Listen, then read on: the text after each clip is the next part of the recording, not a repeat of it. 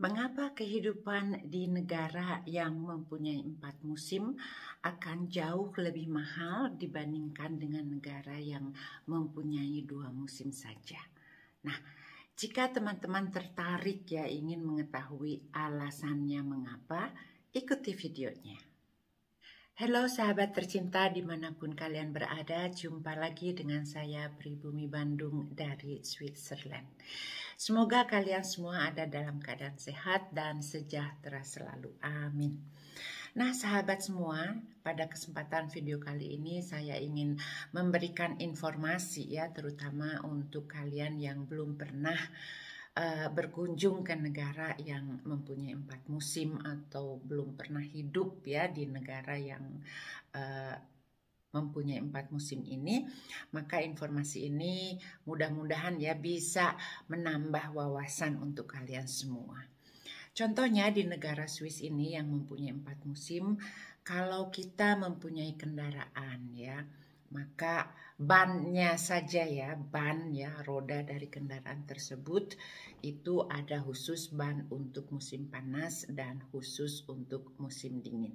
Kan kalau di Indonesia, kalau soal ban itu bisa dipakai whole the seasons ya. Jadi setiap tahunnya itu bisa dipakai bulan apa saja, tidak perlu diganti kecuali kalau bannya sudah gundul atau sudah tipis. Nah, kalau di negara Swiss ini merupakan peraturan. Jadi kalau di musim panas ya ada ban khusus mobil yang dipakai pada musim panas, dan jika datang musim dingin atau winter di mana di luar di jalan itu banyak salju, kadang-kadang es ya, licin sekali, maka semua warga atau semua orang yang mempunyai kendaraan diwajibkan mengganti ban mobilnya dengan winter pneu atau winter tire atau ban khusus untuk musim dingin. Nah, itu hanyalah salah satu contohnya saja ya teman-teman. Berarti kalau kita punya kendaraan pun otomatis ya pengeluaran akan lebih dibandingkan kalau dengan negara yang hanya mempunyai 2 musim saja. Selain itu pun dengan pakaian ya teman-teman. Kalau di Indonesia kita mau musim hujan, mau musim kemarau, pakaian ya hampir sama ya jenisnya, jadi tidak perlu memakai yang berbeda kecuali kalau hujan atau udara dingin sekali-kali ya, namun biasanya itu perbedaan cuaca atau perbedaan suhu udara itu tidak terlalu banyak. Nah, kalau di negara ini perbedaan antara musim panas dan musim dingin itu sangat banyak sekali perbedaan suhu udaranya. Contohnya di musim panas itu bisa mencapai 30 derajat Celcius. Namun jika di musim dingin bisa mencapai di bawah 0 derajat ya. Bisa minus 10 derajat, bisa minus 20 derajat, bahkan lebih di daerah-daerah pegunungan.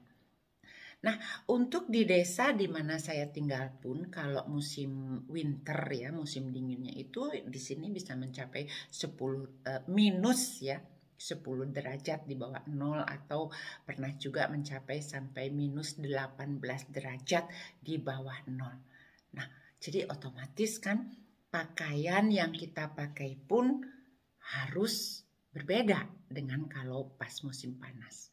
Juga sepatu ya. Dan kalau kita di dalam keluarga mempunyai juga anak ya, otomatis semua anggota keluarga pun barang-barang seperti itu kita harus mempunyainya. Dan ini berarti kehidupan pun atau cost living akan lebih dibandingkan jika kita tinggal di negara yang mempunyai 2 musim saja. Ada juga salah satu pertanyaan dari seorang sahabat yang menanyakan bagaimana kalau situasi di dalam rumah jika musim dingin, ya pasti juga kedinginan kayaknya begitu. Kalau di tempat saya ya atau khususnya di negara Swiss, semua rumah atau apartemen itu biasanya sudah dilengkapi dengan alat pemanas atau heater. jenis heaternya itu berbeda-beda ya, tergantung dari bangunan tersebut. Nah, kalau di rumah saya ini, saya mempunyai heaternya atau pemanasnya sudah sistem di lantai ya. Jadi waktu membangun rumah ini memang sudah direncanakan di bawahnya itu sudah ada sistem penghangat atau pemanas ruangannya. Sehingga kalau di musim dingin ya, seperti sekarang saya belum menyalakan heaternya karena masih oke kayak begitu. Namun beberapa bulan ya, awal Desember atau akhir bulan November itu udaranya sudah sangat dingin di luar dan rumah-rumah sudah mulai menyalakan pemanasnya atau heaternya. Sehingga walaupun di luar udara sangat dingin, kita yang hidup di negara Swiss dan tinggal di dalam rumah itu tidak memerlukan mantel atau jaket karena hampir semua ruangan mempunyai alat pemanas atau heater. Dan tentu saja karena kebutuhan yang lain ya, antara seasons, antara musim di negara ini, sehingga untuk saya ya merasakan sekali jika di musim dingin itu pengeluaran akan lebih dibandingkan dengan musim panas. Pengeluaran biaya listrik ya contohnya, karena kita kalau musim winter itu ya jam 10 pagi itu di luar masih gelap. Jangankan di dalam rumah, di luar saja masih gelap, tidak ada matahari. Memang kadang-kadang matahari datang ya hanya beberapa saat, tapi umumnya jam 9-10 pagi itu masih gelap suasana di luar.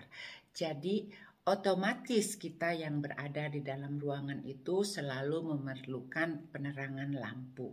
Nah, jadi pemakaian lampu juga akan lebih lama dibandingkan dengan musim panas. Nah, sebaliknya ya, kalau musim panas itu jam 9 malam atau jam 10 malam, udara di luar itu masih terang. Jadi kita penggunaan lampu di dalam rumah pun itu akan berkurang otomatis. Lain lagi dengan di Indonesia yang hampir setiap harinya ya itu sama kapan matahari terbit dan kapan matahari terbenam. Mungkin ada perbedaan beberapa saat saja, tapi tidak begitu berbeda jauh ya seperti di negara Swiss ini. Sekali lagi teman-temannya, kalau jika musim dingin seperti sekarang kita memerlukan electricity, memerlukan listrik itu akan lebih banyak karena kita bekerja di dalam rumah. Kalau tidak pakai lampu itu gelap. Jadi otomatis lampu harus selalu nyala. Namun jika kalian berkunjung ke negara yang mempunyai 4 musim itu hanya untuk liburan, tentu saja kalian tidak akan merasakan ya kenaikan biaya hidupnya. Karena kalau untuk liburan mau musim panas, mau musim winter, musim dingin itu harga kendaraan atau transportasi umum itu sama saja teman-teman ya, dan harga makanan pun ya sama saja. Tapi kalau kita hidup ya di negara ini maka akan terasa sekali perbedaannya jika di musim dingin itu pengeluaran akan jauh lebih besar dibandingkan dengan musim panas. Namun jika kita sudah terbiasa ya hidup di negara 4 musim ini, maka kita pun otomatis sudah mengetahui persiapan apa saja yang akan kita perlukan di setiap musimnya. Saya hanya memberikan informasi kepada teman-teman yang belum tahu ya. Tentu saja banyak di antara kalian yang sudah mengetahuinya. Selain itu pun saya ingin memberikan informasi kepada teman-teman yang akan melakukan liburan di musim winter atau musim dingin ya. Karena Swiss itu paradise untuk bermain salju. Banyak sekali orang-orang datang ke negara ini yang mengambil liburan musim dingin ya untuk bermain salju, bermain ski atau snowboard dan ya banyak deh yang seperti itu. Nah, saya informasikan kalau untuk winter sport, untuk bermain ski untuk liburan di musim dingin itu juga akan jauh lebih mahal jika dibandingkan dengan liburan di musim panas. Mengapa jauh lebih mahal?